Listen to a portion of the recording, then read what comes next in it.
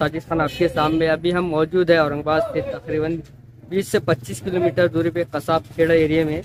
हम जो ग्राम पंचायत एरिया में आए हुए हैं, यहाँ पे हम आइए अंदर जानकारी लेते हैं किस तरह से गवर्नमेंट से जो निधियाँ मिलती है, घरकुल स्कीम मिलती है, आरोग्य, सेहत, रोड और कौन कौन सी यहाँ पे मुश्किलात है यहाँ के सरपंच से, सदस्य और उप सरपंच से।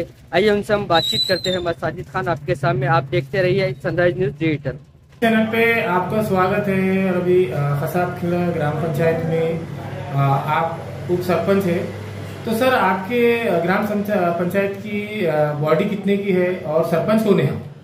हमारी 15 की बॉडी है ग्राम पंचायत में, और जो सरपंच है महिला है, ताराबाई देवेंद्र जाधव उनके महिला सरपंच है, और 15 की हमारी यहाँ पर बॉडी है। कितने साल हो चुके सर आपकी मतलब बॉडी बनकर ग्राम पंचायत? अब ग्राम पंचायत को बॉडी बनकर हमारे अभी ये 4.5 साल पूरे होते हैं।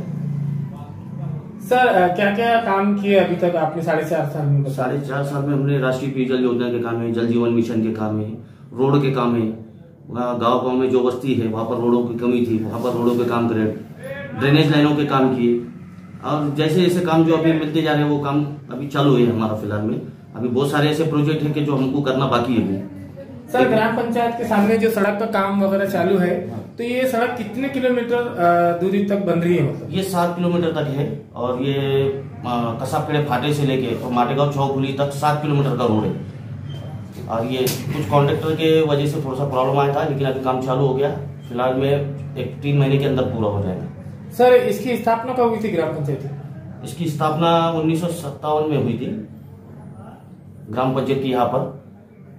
सर ऐसे कौन से काम रुके हुए हैं जो महाराष्ट्र शासन से आपने मांग की है मगर अभी तक पूरे नहीं हुए? ऐसे बहुत सारे काम अभी तो काफी फिलहाल होते हैं काम, लेकिन जिसमें ड्रेनेज लाइन का पहला मुद्दा है हमारे गांव के अंदर कि हम ड्रेनेज लाइन का काम करना चाहते हैं, और इसके अंदर अभी हमने 50% ड्रेनेज लाइन का काम कर चुके हैं, लेकिन ग्राम पंचायत को निधि कम होने की वजह से हम वो कर नहीं पा रहे हैं। और जो लोक संख्या है कसाब खेड़े गाँव की वो 6,500 लोक संख्या है, जिसकी वजह से मतदान है 6,500।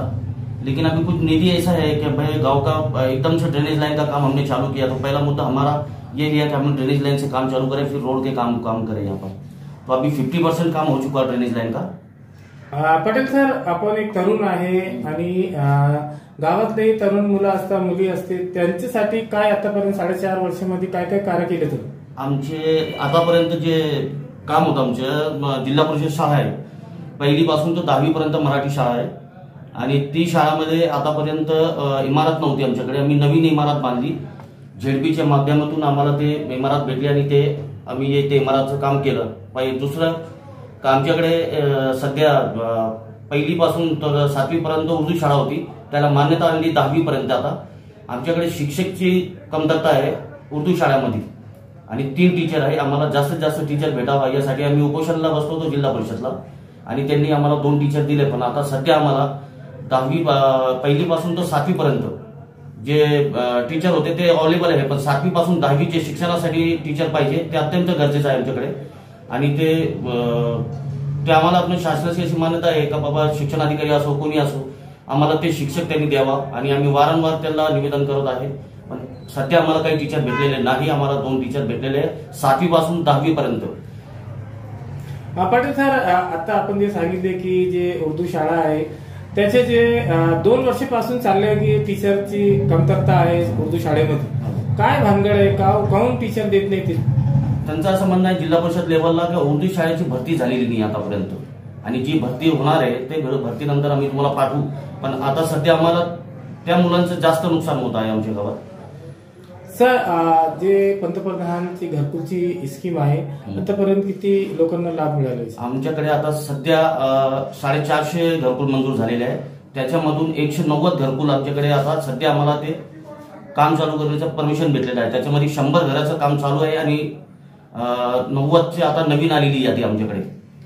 सर आतापर्यंत असं कोणतं मोठं काम राहिलेलं आहे 4.5 वर्षात जे आपण केलेलं नाही आणि शासनाकडून मागणी करत आहे? कोणतं मोठं काम राहिलेलं आहे? मोठे काम तर गावात आता भरपूर आहे, पण जसे लाईटचा एक मुद्दा आहे आमच्याकडे, ते सबस्टेशन आमच्याकडे पाहिजे गावात. कसा पिळावत का आमच्याकडे ग्रामपंचायतला जागा नसल्यामुळे आम्हाला ते सबस्टेशनचं जे लाईट आहे सर्क्युलेशनचे, इतकं ग्रामीण भागात आमचे शेतकरी बांधव आहे त्यांना लाईटची कमतरता आहे, आणि ते काम पूर्ण करण्यासाठी आम्हाला ते सबस्टेशनचं मोठं हे बाकीचं सगळे काम आमचे थोडे थोडे चालू आहे. मोठं काम लाईटचं आहे आमचं. सर आपलं नाव सांगा आणि इथला ऍड्रेस सांगा. माझं नाव तन्वीर उस्मान पटेल. मी उपसरपंच पदावर आहे, तंटामुक्ती अध्यक्ष आहे आणि युवा सेना तालुका प्रमुख अल्पसंख्याक म्हणून शिंदे गटातून आहे. मी कसापेडा गाव मध्ये राहतो आणि तालुका खुलताबाद, जिल्हा छत्रपती संभाजीनगर. थँक्यू.